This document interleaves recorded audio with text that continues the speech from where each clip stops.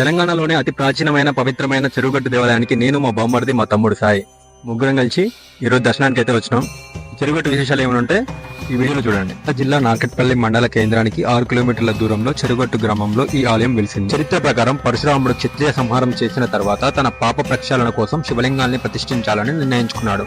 అందులో భాగంగా 108 శివలింగాలను ప్రతిష్ఠించాడు. అందులో చివరిది ఇక్కడి జడల రామలింగేశ్వర స్వామి అని భక్తుల నమ్మకం. ఏమున్న ప్రదేశంలో 3 గుండ్లు ఉండడం వల్ల ఈ ఆలయాన్ని 3 గుండ్ల రామలింగేశ్వర స్వామి ఆలయం అని కూడా అంటారు. ఇక్కడ 2 ముళ్ళ మధ్యలో నుంచి ప్రవేశిస్తే మోక్షం కలుగుతుందని ఇక్కడ భక్తుల నమ్మకం.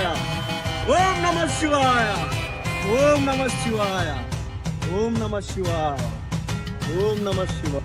ఇక్కడ పరశురాముడు శివుని కోసం తపస్సు చేసినప్పటికీ శివుడు ప్రత్యక్షం కాలేదు. అప్పుడు పరశురాముడు కోపంతో తన గుడ్డలితో శివలింగంపై కొట్టాడు. దీంతో శివలింగం పై భాగంలో కొంత భాగం దెబ్బతింది. పరశురాముని ఆత్మలింగం జడల రామలింగేశ్వరానికి దగ్గరలో ఉన్న ఒక గుడిలో ఉందని చెప్తారు. నేటి నుంచి నేటి వరకు ఒక సర్పం స్వామివారి ప్రదక్షిణలు చేసి వెళ్తుండడం ఇక్కడి విశేషం. ఇక భూత ప్రేత పిశాచ బాధలతో సతమవుతున్న వారికి స్వామివారి పాదుకలను తాగించడం ఇక్కడ ఆనవాయితీగా వస్తుంది.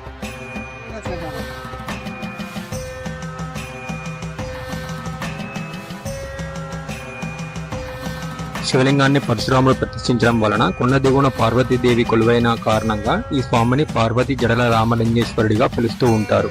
ఇక్కడికి అమావాస్య రోజు భక్తులు వేలాదిగా తరలి వస్తుంటారు. అమావాస్య రోజు ఇక్కడ నిద్ర చేస్తే పాపాలన్నీ తొలగిపోతాయని నమ్మకం. ఈ ఆలయం నల్గొండ నుంచి 15 కిలోమీటర్ల దూరంలో, హైదరాబాద్ నుంచి 100 కిలోమీటర్ల దూరంలో, అలాగే సూర్యాపేట నుంచి 45 కిలోమీటర్ల దూరంలో ఉంటుంది.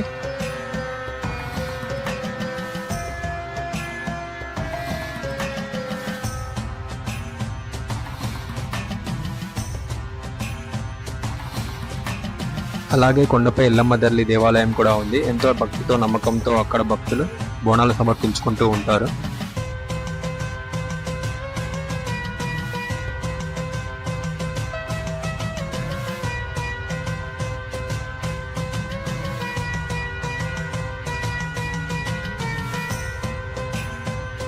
అలాగే గుడి పక్క నుంచి 3 గుండ్ల దర్శనానికి వెళ్లే దారి ఉంటుంది. అక్కడికి వెళ్తే 10 రూపాయల టికెట్ తీసుకుంటారు. ఈ 10 రూపాయల టికెట్ తీసుకొని గుండ్ల మధ్యలో నుంచి వెళ్ళవలసి ఉంటుంది.